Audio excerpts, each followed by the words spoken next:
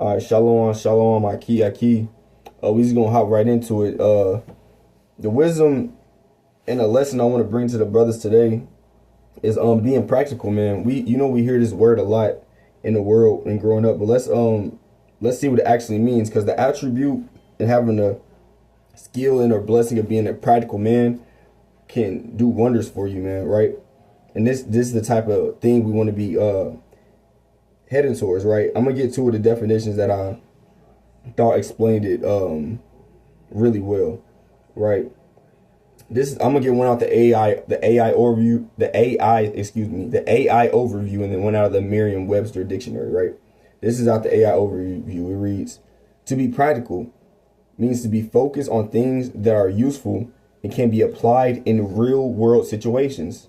Rather than being theoretical or abstract, it implies a focus on what is achievable, efficient, and sensible in a given context. A practical person often prioritizes excuse me.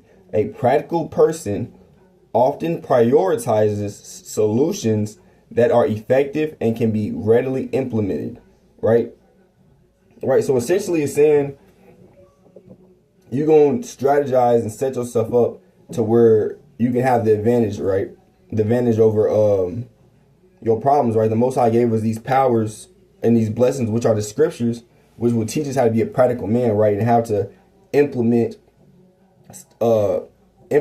solutions, right? Implement readily solutions, right? And what are those, right? Keeping the commandments, keeping the commandments as the core, right? And then doing that, the wisdom is going to come to you, and then you'll be have the mindset to make the right decisions, right? Being practical, right? Let's get another definition. It says, out the Merriam-Webster dictionary, it says, of or relating to action and practice rather than ideas or thoughts, right? So you want to put practical actions in place rather than your own ideas or thoughts. And what are those practical actions? Keeping the commandments, right? Right. Let me get let's prove that. Let me get a quick precept. This is the book of Proverbs chapter 3 and verse 5. It reads, trust in the Lord with all your heart and lean not on your own understanding. In all your ways submit to him and he will make your path straight. Right? Your path is this path in life.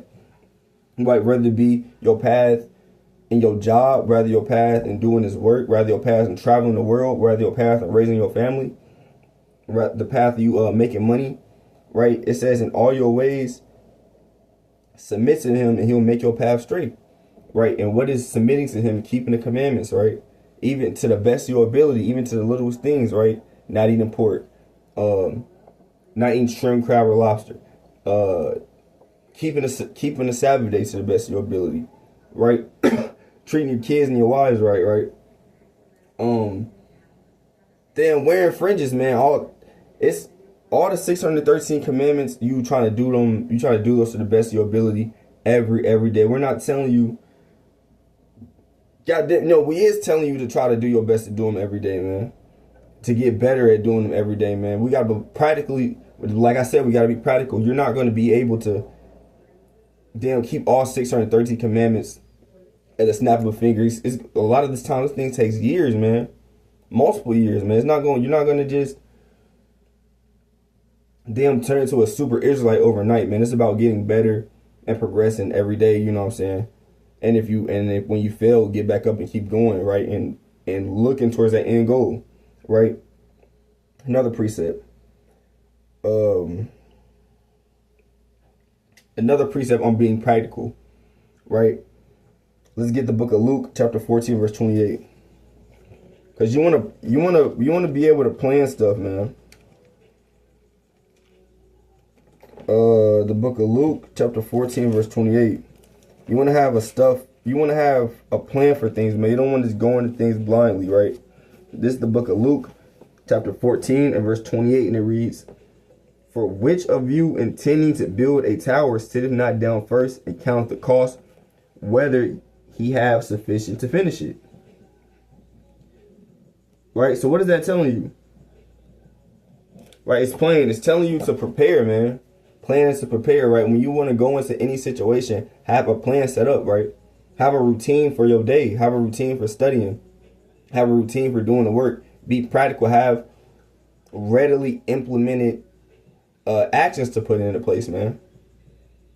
Right? Do things that you know is going to put you in the best environment to keep these commandments, man. To keep the best mind space to keep these commandments. And that comes with fasting, praying, all that, right? But that also goes into the net of submitting to the Lord, right? In all your ways, right? Let's get another witness on that with a precept, because the scriptures tell you to seek ye first the kingdom of heaven.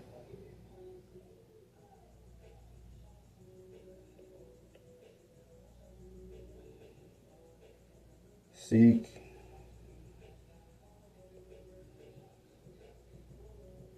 This the book, is that, yeah, it's in Matthew. This is the book of Matthew, chapter 6 and 33, and it reads, but seek ye first the kingdom of Yahweh and his righteousness, and all these things shall be added unto you. So that is what you need to be doing, man. That's the first and thing and foremost. Seek ye first the kingdom of Yahweh, and all these things shall be added unto you, right? How do you seek the kingdom, man? You know what I'm saying? Get in your precepts, read, man. Make yourself like the church of Berea, study day and night. You know what I'm saying? Your truth, your faith, man. Get into these precepts, man. Get into this history, right? Give charity, man. Love one another, man. Check on your brothers and sisters. Do your best to be better than you was yesterday when it comes to keeping these commandments. Simple, right?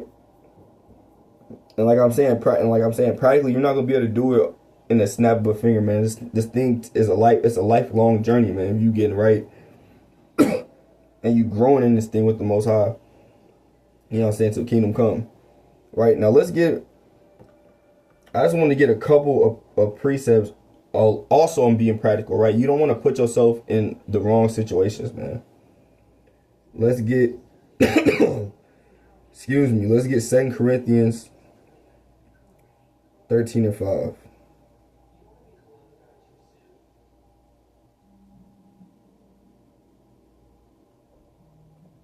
This is the book of 2 Corinthians chapter 13 and verse 5, and it reads, examine yourselves to see whether you are in the faith.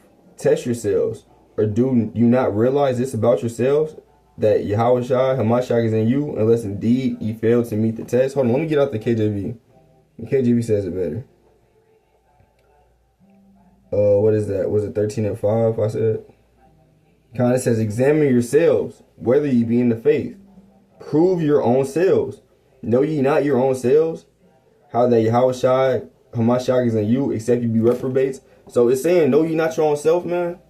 Brother, sister, you know where you fall short at, right? You know your urges, you know your lusts, you know your shortcomings, you know what you good at as well. You know what puts you in a better mood, what makes you into a more damn happier person, right? A more loving person, a more caring person. You know what's good and bad for you. He says, know you not your own selves, right?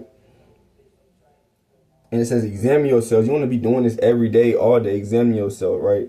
You want to look in the mirror and ask yourself, is this the image you want to uphold to the Most High, right?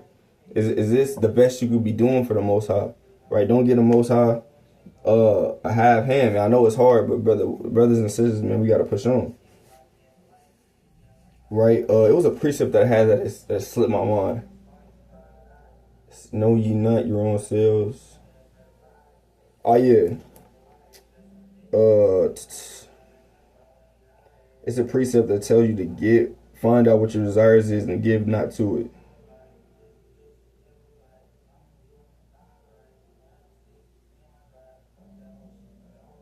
Yeah, here we go. This is the book of Sirach.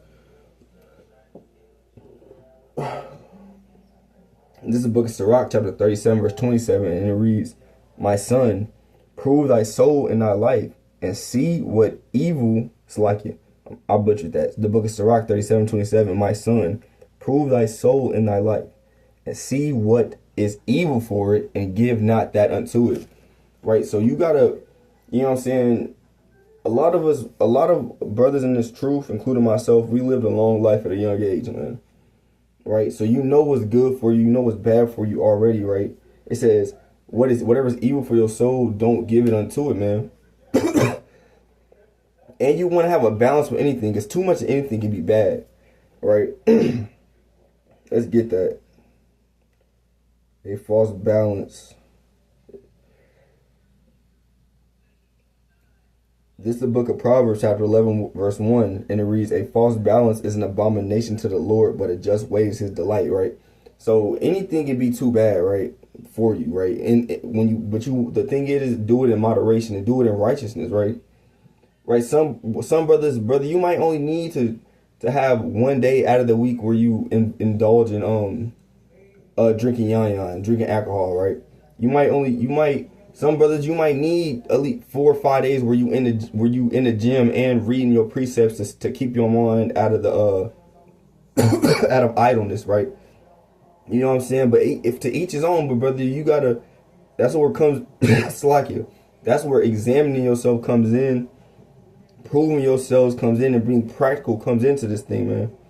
Right? Let's get another precept. Let's get the book of Sirach, chapter 9, verse 9.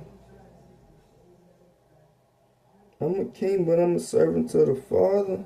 Get on my knees, I kiss my hands, I kiss his feet.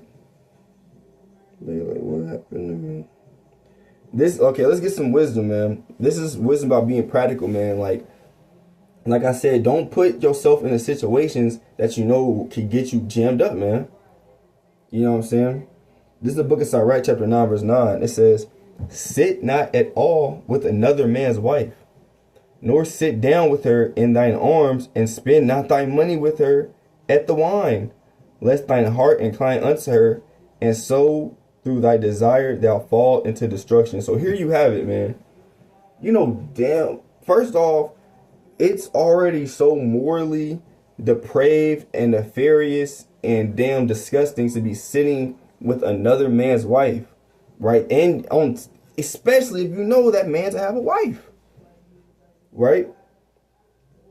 But Most High had to put it in the laws, so cause you niggas is wicked, right? But let's go through it. It says, sit not at all with another man's wife, nor sit down. You're not supposed to be sitting down with him. Let's just start there. You're not supposed to be sitting down with another man's wife, bro. No one-on-one Bible studies with another man's wife.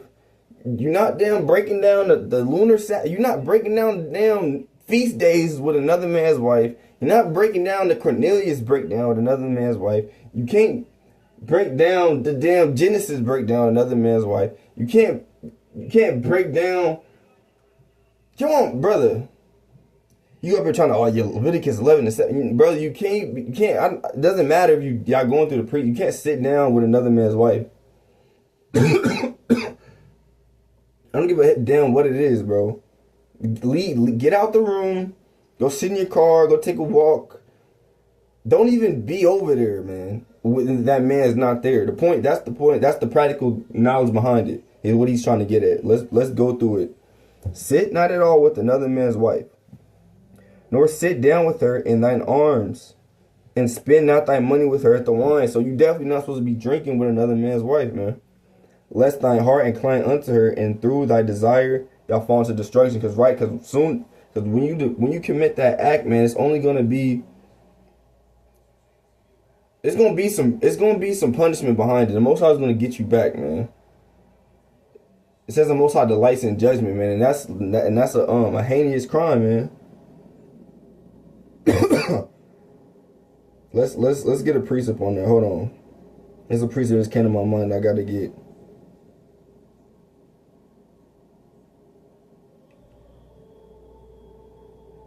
There's another precept where I get it that's on top of my mind.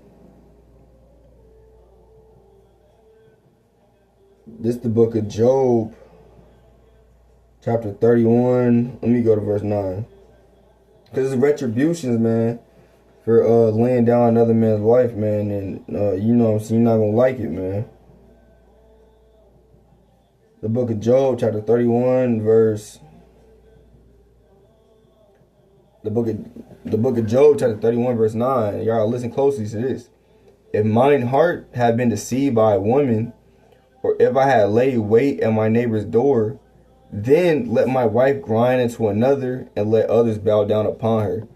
For this is a heinous crime, yet is an iniquity to be punished by the judges. For it is a fire that consumeth to destruction and will root out all thine increase. Hey, so, hey, man, the scriptures is clear, man. It tells you. It said, if my heart being deceived by a woman, or I've laid wait at my neighbor's door, meaning you trying to lay wait at your neighbor's door to have relations with his woman, it says, let another bow down upon my wife, basically. So, hey, man, if you up here trying to sneak and do so with another man's wife, somebody will come take your wife, man. And you not, I'm telling you, no man is gonna, no man wants that. I wouldn't wish that on my worst enemy. I wouldn't wish that pain on my worst enemy. So, hey, man, you gotta be mindful of these, of your lust, man, and looking at other men's wives, because it's punishments that comes for that. You think you up here looking at this man's wife? You don't think the Most High got another man looking at your wife? That's how serious it get, man. You don't even want to be in the red zone nowhere near when it comes to that, because the Most High does not slack on his damn belt when it comes to that type of stuff, man. He gonna smack you with justice immediately, with the holy belt of righteousness. I'm telling you, you don't want to play with adultery, man. The Most High's not dealing with that. So, but point being is, the scripture tell you not to sit down and drink with another man's wife. That's being practical. Those are practical things and laws and commandments that the Most High has given us, right? Let's get another one. Let's get Exodus 23:2.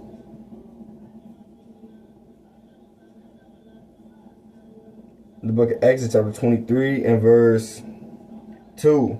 It says, thou shalt not follow a multitude to do evil, neither shalt thou speak in a cause to decline after many to rest judgment.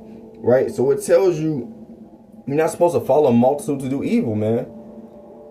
You know in school when it's a fight going on, everybody want to rush to the damn center of the fight just to be around all the chaos. Most I said, no, don't do that. A multitude to do evil. You at a damn Travis Scott concert and you get damn caught out there, man. If y'all haven't known, if you don't know what the big tragedy that happened with the Travis Scott concert, look into it. People died, man. They say it was like a damn sacrifice. You know what I'm saying? They got caught out there. You trying to go into a multitude of evil and end up dying at a concert, man, getting trampled over, right? Or you want to go to the damn club on 38th Street, the strip club on 38th Street with known gangbangers and drug dealers and violence there. You want to go hang out and be in the mix, you damn get caught out there. It says don't go into a multitude of evil. That's practical knowledge, right? Right. And before we end this video, I'm gonna read the definitions one more time so we can hit home the point of these precepts, man.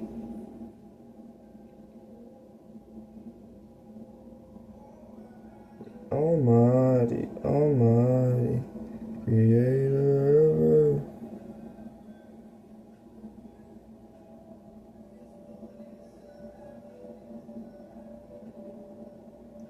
Know that it works. Alright. I want to bring this out. The Bible encourages being practical in daily life, especially when it comes to wisdom, work, relationships, money, and spiritual growth. Being practical in a biblical sense means living out your faith in real, everyday actions, not just theory or belief. Right? So, man, I want y'all to take that home. You're supposed to live in the everyday action, not just theory or belief. Because a lot of us just say we Israelites. A lot of brothers and sisters just say we Israelites and think that's enough. No, but we're supposed to live this thing, man. We're not damn cosplaying like Gorilla Hebrew said. We're not cosplaying to be Israelites. We're really Israelites. This is our real heritage. We have a real covenant and a promise, and a damn Yahushua made a damn blood sacrifice with his own blood, right? For us to try to keep these commandments and get a chance to repent and make it to the kingdom, man. This is a real thing, right? Brothers have the real ability to save their families, man. To save their people, to wake up the nation of Israel, to be a help to the damn creator of the universe, man. This isn't some made up thing, right? So we have to implement these commandments in real life, everyday actions to the best of our abilities, more and more every day. We got to be aiming towards growth, aiming towards unity, aiming towards love, compassion, and mercy towards one another, man. Right? The teamwork make the dream work. Right?